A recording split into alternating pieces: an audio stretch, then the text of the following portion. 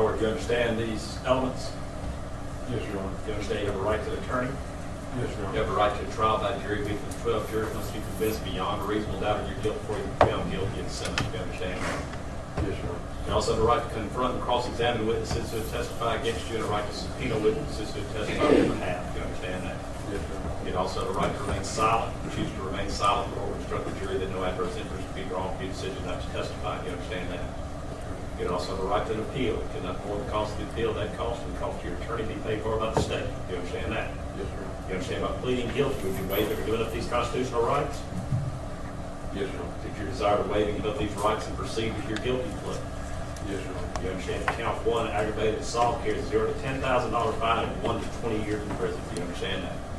Yes, Your Honor. Also, count 2, burglary or home invasion, carries a fine of $0 to $10,000 and 10 to 25 years in prison. Do you understand that?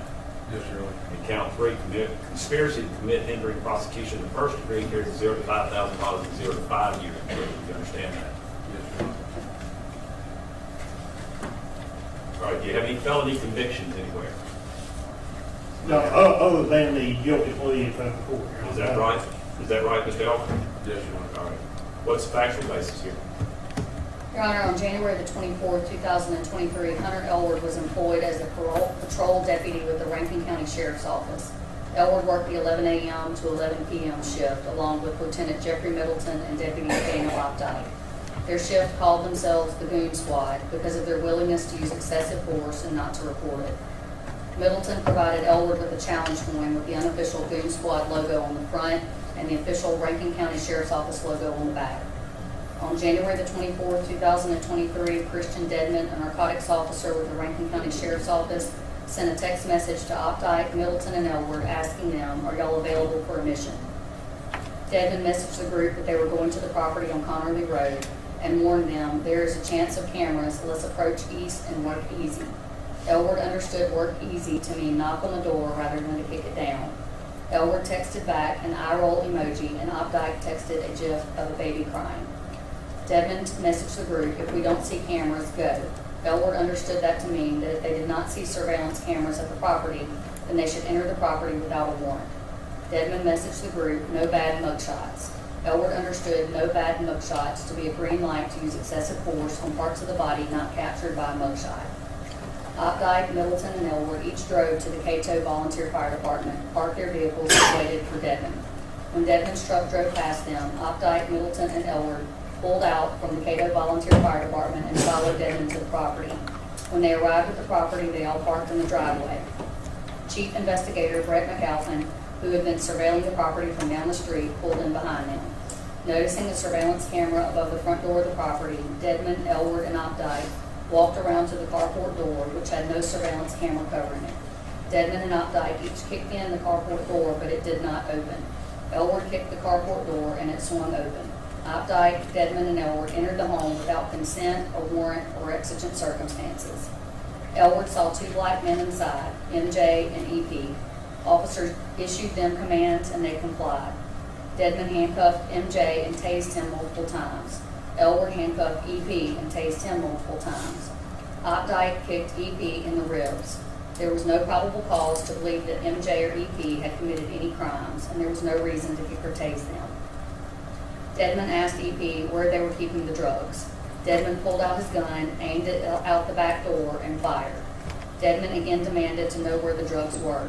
The defendants moved MJ and EP, who were still in handcuffs, to the living room, taunted them, and accused them of taking advantage of the white woman who owned the house, and warned them to stay out of Rankin County and go back to Jackson or to their side of the Pearl River, areas with higher concentrations of black residents. Opdyke left the living room and returned with a dildo mounted on the end of a BB gun. Dedman grabbed the dildo from Opdyke and slapped EP and MJ in the face with it. Dedman forced MJ and EP onto their knees with their backs to Dedman, and Dedman threatened to anally rape MJ and EP with the dildo. Dedman grabbed the back of MJ's pants and moved the dildo toward his backside, but Dedman stopped when he noticed that MJ had defecated on himself. Dedman forced MJ and EP onto their backs on the floor of the living room. Elward held them down, and Dedman poured milk, alcohol, and chocolate syrup on their faces and into their mouths. Elward grabbed a carton of eggs from the kitchen and threw the eggs at MJ and EP. MJ and EP were ordered to strip naked and shower off. Their handcuffs were removed. After MJ and EP showered off and changed into clean underwear and sweats, they were handcuffed again and brought to the side bedroom adjacent to the carport. The officers began discussing the comparative strength of their respective tasers, and they decided to test their tasers on MJ and EP to see which one was the most powerful. Dedmon, Elward, Hartfield, and Middleton each tased MJ and EP, while MJ and EP were handcuffed and not resisting. Elward surreptitiously removed a bullet from the chamber of his gun. Elward forced his gun into MJ's mouth and pulled the trigger. The unloaded gun clicked but did not discharge.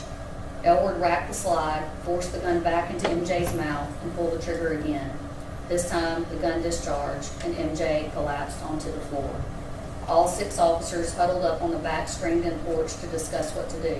They devised and agreed on a false cover story that Elward brought MJ into the side bedroom to conduct a controlled drug buy over the phone, that Elward had removed MJ's handcuffs, that MJ had reached for a gun, and that Elward had shot MJ in self-defense.